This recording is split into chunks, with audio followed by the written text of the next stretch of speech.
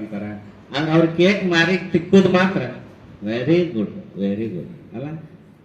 ಇದು ಯಾವ ಮಟ್ಟಕ್ಕೆ ಬಂದದ ನಮ್ಮ ಯುವಕರ ಮನಸ್ಥಿತಿ ಅಂದ್ರೆ, ಈಗ ಅವ್ರ ಬಗ್ಗೆ ಮಾತಾಡಕ್ ಏನು ಬಿಟ್ಟಿಲ್ಲ. ಹರೀಶ್ ಸರ್ ಎಲ್ಲ ಮಾತಾಡ್ಬಿಟ್ರು, ದೇಶಪಾಂಡೆ ಸರ್ ಮಾತಾಡಿದ್ರು, ಹಿರೇಮಠ್ ಸರ್ ಮಾತಾಡಿದ್ರು. ಈಗ ನಾ ಏನ್ ಹೇಳ್ಬೋದು ಅಂದ್ರೆ, ಅವನ್ನ ಒಂದ್ ಸ್ವಲ್ಪ ನಾನು ಹೊಸದಾಗಿ ವಿಭಿನ್ನ ರೀತಿಯಲ್ಲಿ ನನ್ನದೇ ಆದ ಶೈಲಿ ಒಳಗಂತ ಹೇಳ್ಬೇಕು. ಏನು, ಮನುಷ್ಯ ಶಿಸ್ತಿನಲ್ಲಿ ಗಟ್ಟಿ ಇರಬೇಕಾದ್ರೆ ಬಟ್ಟೆಗೆ ಬೇಕು ಇಸ್ತ್ರಿ. ಮನುಷ್ಯ ಶಿಸ್ತಿನಲ್ಲಿ ಗಟ್ಟಿಯಾಗಿರ್ಬೇಕಾದ್ರೆ ಬಟ್ಟೆಗೆ ಬೇಕು ಇಸ್ತ್ರಿ.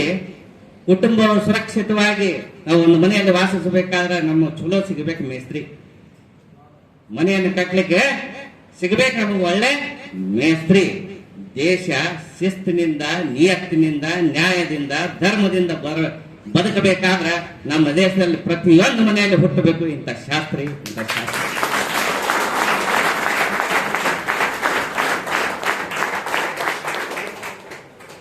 ಇದೊಂದು ನಮ್ಮ ಭಾರತೀಯರು ಬಹಳ ಚಂದ ಕಲ್ತು ಬಿಟ್ರ. ಬ್ರಿಟಿಷ್ ಇದ್ದಾಗ ಚಪ್ಪಾಳೆ ಹೊಡೆದು ಕಲ್ಸಿ ಬಿಟ್ರ.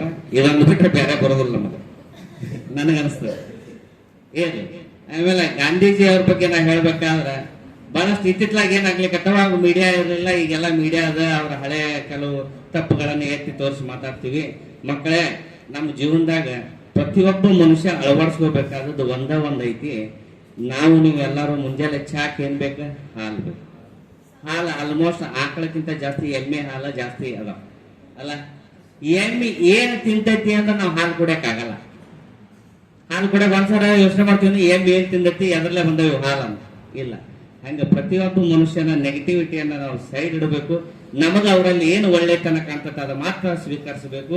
ಹಾಗೆ ಎಮ್ಮೆ ಹಾಲು ಹಾಕೊಂಡು ಹೆಂಗ್ ಚಾ ಕುಡಿತೀವೋ ಹಂಗೆ ಮಹಾತ್ಮ ಗಾಂಧಿ ಅವರಾಗಿರ್ಲಿ, ಯಾರೇ ಆಗಿರ್ಲಿ, ನಾವೇ ಆಗಿರ್ಲಿ, ನೀವೇ ಆಗಿರ್ಲಿ, ಮನೆಯಾಗ ತಂದೆ ತಾಯಿ ಮಾಡೋ ತಪ್ಪುಗಳಾಗ್ಲಿ, ಸಹೋದರರ ತಪ್ಪು ಆಗಲಿ, ಅಥವಾ ಕೆಲಸ ಮಾಡಲ್ಲಿ ಬಾಸ್ ತಪ್ಪು ಮಾಡಿದ್ರಾಯ್ತು, ಅಥವಾ ಬಾಸ್ ನಾವು ಲೇಬರ್ಗಳ ತಪ್ಪು ಮಾಡಿದ್ದಾಯ್ತು, ಅವೆಲ್ಲವನ್ನು ನಾವು ಪರಿಗಣಿಸಿದ್ರೆ ಅವರಲ್ಲಿ ಏನು ಒಳ್ಳೆತನ ಐತಿ ಅದು ಬಹಳ ದಿನ ಬರ್ತೈತಿ ಅಂತ ಈ ಒಂದು ಉದಾಹರಣೆ ಕೊಡೋ ಮೂಲಕ ಅವರ ಇಬ್ಬರ ಹುಟ್ಟಿದ ಹಬ್ಬದ ದಿನವನ್ನ ನಾವು ಹೇಗೆ ಆಚರಿಸಬೇಕಂದ್ರೆ, ನಾನು ಅಂತ ನಾನು ಅಗಳ ಹಿರೇಮಠ ಸರ್ ಮೊನ್ನೆ ಹೇಳಿದ್ದನ್ನು ನೆನೆಸಿದ್ರು.